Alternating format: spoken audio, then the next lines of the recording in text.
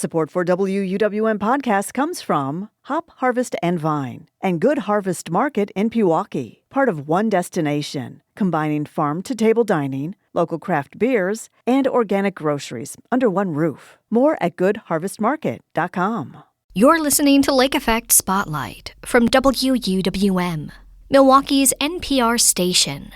Here's one of our favorite conversations about what's happening in the city.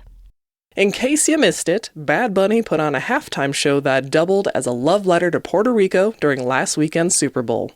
Here in Milwaukee, Puerto Rican businesses have been taking inspiration from the artist's ascent to the big stage. Last month, West Allis coffee shop Aroma Cafe began serving Bad Bunny lattes. The drink is inspired by coquito, the coconut cocktail usually made with rum. WUWM reporter Katherine Kokal stopped by the shop a few days before the game to try the zero-proof coffee drink. She spoke with shop owner Luzanne Torres about the latte and what it means to see a fellow Puerto Rican perform at the Super Bowl. Can you explain the components of the latte and why they're special and why they call back to Puerto Rico? This latte, it's made out with originally coconut milk, coconut cream.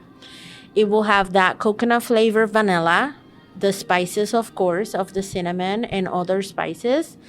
And we're giving it the twist of the almond flavor to it. And we top it off with whipped cream just to give it a creaminess. Very nice. Where does the almond come from in that? So for the almond flavor, many Puerto Ricans now make coquito with different type of flavors.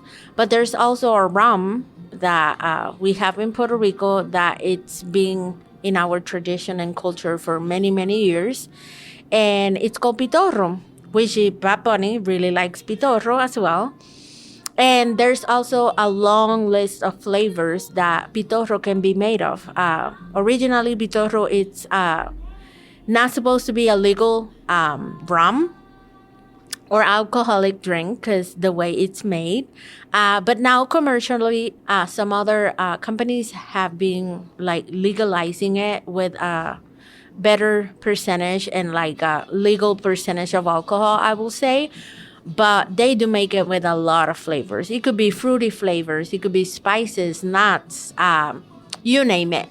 So for me, the almond flavor on a pitorro, it's a very traditional way to have it other than the coconut. So since we cannot put the rum into the coffee here, so we decided to add the flavor of the almond. If you put rum into it, it would wake you up and put you to sleep all in one. Bad Bunny literally has a song, Pitorro de Coco. So that must be his favorite type of pitorro. Yes, definitely. That's something that Puerto Ricans are known. And coconut, it's in our lives in many ways. So trying a pitorro or trying any drink with coconut, it will be a warm hug, I will say, from home. What's your favorite Bad Bunny song? What's your favorite album? Are you a big fan of his, or is it kind of by association type of thing? So at the beginning, I wasn't that big of a fan because I do like reggaeton, and it's something that culturally Puerto Ricans known about. But the twist that he have gave to his career, his music, the way that he's now presenting himself to all the community of Puerto Ricans, our country, and all of that, it's been amazing. So it's actually making me proud that someone that start the same way that most of Puerto Ricans start having success. It makes me very proud because all of us start somewhere. And one of the favorite songs that I really like is his biography song, which is La Mudanza.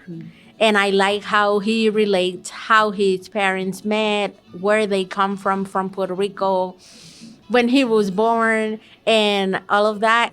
I will say the meaning of the song, that he wants to stay that where he comes from and how proud he feel from where he come from and our culture. It gives me jitters when I heard I'm from Puerto Rico. I want you to know that I'm from Puerto Rico. That's where I am. It makes me really proud. That's like a big through line in a lot of his music is like, I don't want to leave here. I want to stay. I'm from here. I want to stay here. What does that mean to someone like yourself who's in the Puerto Rican diaspora? I mean, by definition, we're having this conversation in Milwaukee, which means that at some point you or your family chose to leave the island. So we decided to leave after the hurricane. We used to have the same business in Puerto Rico, but at the farm being devastated because of the hurricane and being our main source of income, my husband and I had to make the decision to leave with the help of some friends and like start all over.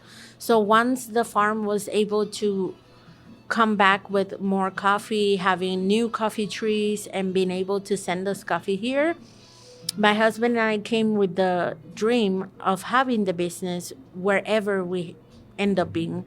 So we decided to start all over here in Milwaukee, and that's where we are right now. We started with a new name, same coffee, and giving all the Puerto Ricans and to all the community here in Milwaukee, West Allis, in Wisconsin in general, that warm hug of Puerto Rico. And in this little corner with the atmosphere, the bites, the coffee that you can have, so you can feel that you are in a little corner of Puerto Rico. Very nice. There's a lot of shade, I guess, a lot of shade being thrown at Bad Bunny performing at the Super Bowl. People mistakenly thinking that he is not a citizen of this country, even though Puerto Rico is part of the United States legally. What is it like to be a proud Puerto Rican in America right now?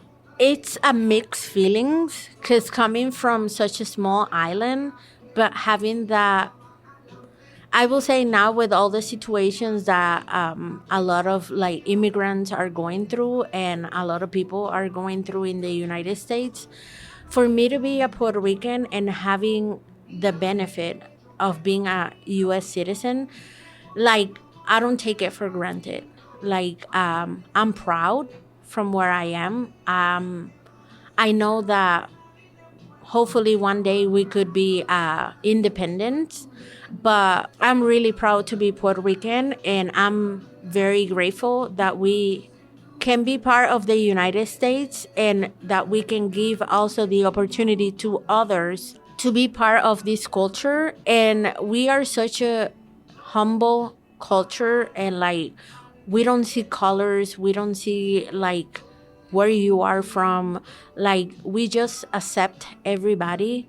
I just wish that all this situation here in the United States get to the point that everybody can walk freely, like, you know, and like that they can enjoy, that they don't have to live in that fear, and like that they can definitely be free. Lucan Torres is the owner of Aroma Cafe in West Allis. She spoke with WUWM's Katherine Kokal. Debí tirar más fotos de cuando te tuve. Debí darte más besos y abrazos las veces que pude. That was the Lake Effect Spotlight podcast. It comes from WUWM, Milwaukee's NPR station. Lake Effect is WUWM's talk show all about what's happening in the city. If you want to hear more conversations like this, subscribe to the Lake Effect Spotlight podcast, and you'll hear highlights from the show. If you want to hear the full show, it's on the radio at noon, Monday through Friday, on 89.7